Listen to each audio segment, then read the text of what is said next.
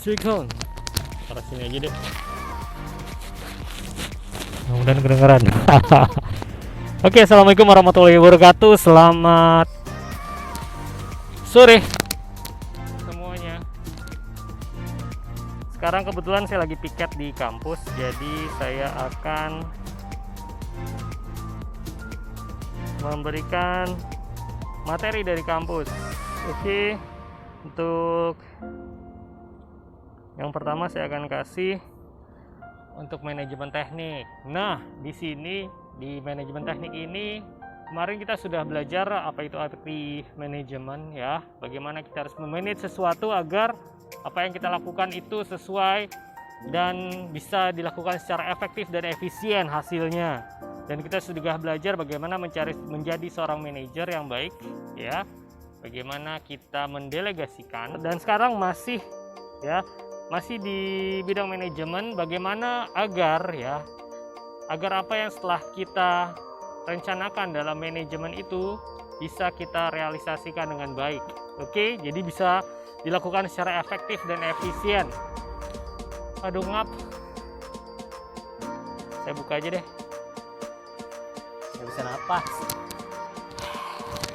Oke, baik, untuk yang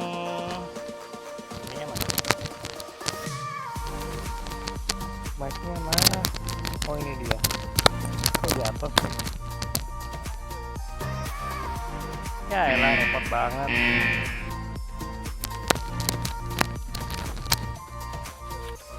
Oke.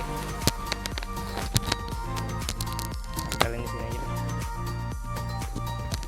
Baik, salah satu yang akan kita lakukan adalah untuk agar tujuan dari organisasi tersebut bisa tercapai dengan baik, kita bisa mengadakan salah satu program dalam manajemen, yaitu program yang bisa kita laksanakan adalah POEC. POEC yang artinya ada planning, organizing, actuating, and also controlling. Oke, nah POEC itu apa sih? Kita bahas satu persatu. Oke, kita bahas satu persatu. P-nya adalah planning ya. Planning bagaimana kita merencanakan agar tujuan dari organisasi itu kita bisa capai dengan baik. Tentunya di planning itu harus bagus planningnya, makanya dalam planning itu kita bisa menggunakan SMART ya. SMART apa? Kita menggunakan kajian SMART atau menggunakan apa ya? Kita sebutnya kalau SMART-nya ya. Kita membuat suatu elemen ya, atau apapun itu namanya SMART. SMART pertama, planning itu harus spesifik ya. Jadi dalam planning itu ya, spesifik tujuannya harus jelas, tidak melebar dan juga tidak terlalu idealis ya. Dari spesifik itu planningnya itu harus measurable atau dapat diukur keberhasilannya.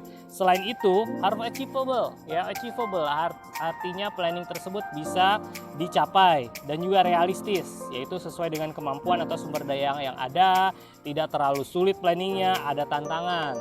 And SMART, SMART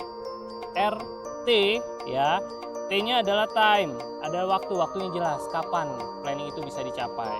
Yang kedua yaitu adalah kita dari P ya, POEC. P, O-nya adalah organizing. Organizing bagaimana kita mengelompokkan kegiatan-kegiatan tersebut, kita lakukan pembagian tugas, pembagian kerja, wewenang dan tanggung jawab, sehingga kita bisa mengorganize dengan baik.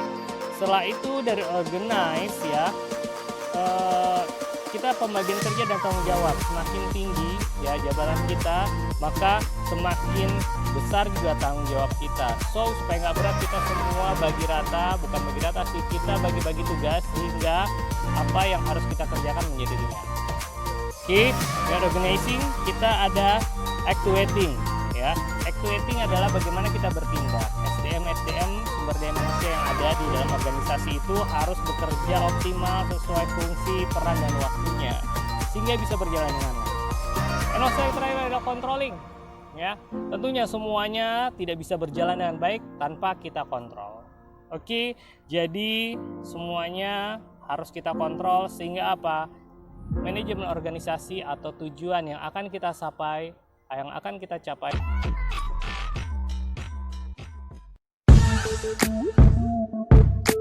Oke, sekarang untuk mata kuliah AMDAL dan juga pengantar teknik tenaga listrik, kita akan pelajari hari ini tentang pembangkit listrik tenaga air. Nah, untuk lebih jelasnya kita lihat dulu video berikut ini. Hydropower. Hydropower atau tenaga hidro merupakan proses konversi energi dari air yang mengalir menjadi listrik. Ini merupakan sumber energi terbarukan. Pada zaman dahulu kala, energi air digunakan untuk menggiling padi atau gandum dengan menggunakan tenaga mekanik. Namun sekarang, tenaga air digunakan dalam bentuk modern untuk memproduksi listrik dengan menggunakan turbin dan generator. Energi mekanik yang tercipta dari air yang mengalir digunakan untuk memotor pada turbin. Turbin ini terhubungan dengan generator elektromagnet yang memproduksi listrik ketika turbin berputar. Ada dua macam hydropower, dam atau bendungan, serta runoff river. Bendungan air memanfaatkan air yang dibendung untuk memproduksi listrik. Sebuah bendungan membuat bendungan yang besar untuk mengumpulkan air dan mengkontrol airnya.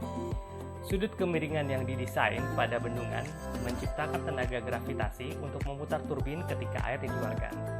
Beberapa bendungan menggunakan penampung di bagian bawah untuk menampung air untuk dapat dipompa ke atas ketika air bendungan sedikit dan menggunakan tenaga pompa sehingga air bisa dimanfaatkan. Teknologi berikutnya dari hydropower ada runoff river. Runoff river tetap menggunakan turbin dan generator, namun memanfaatkan aliran air yang alami. Sebagian alir ini dialirkan dan diarahkan ke turbin. Dikarenakan runoff river menggunakan sumber air dan aliran air yang alami, sehingga lebih ramah dengan lingkungan. Nah, pada bendungan yang besar, bendungan ini bisa memproduksi listrik sekitar lebih dari 30 MW. Untuk small hydro dapat memproduksi 100 kW hingga 30 MW, sementara untuk mikrohidro memproduksi kurang dari 100 kW. Bendungan Hoover di Amerika Serikat memproduksi 2074 MW dan ini cukup untuk melistriki 1,3 juta penduduk. Hydropower has several benefits.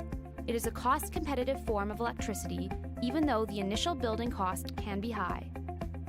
It is quite reliable compared to other renewable options and pairs well with other sources as it can be used as baseload power. In some cases, dammed reservoirs can also help with flood control and be a reliable water supply for communities. There are also some concerns with hydropower, especially when it comes to large dams. Damming a river has a major impact on the local environment, changing wildlife habitats, blocking fish passage, and often forcing people in riverside communities to move out of their homes. In addition, dam failures can be catastrophic, claiming the lives of those living downstream. Hydro plants are also not completely free of greenhouse gas emissions. As with most forms of energy, carbon dioxide emissions happen during construction, particularly due to the large quantities of cement used, and plant matter in the flooded areas makes methane, another greenhouse gas, as it decays underwater. That's hydropower.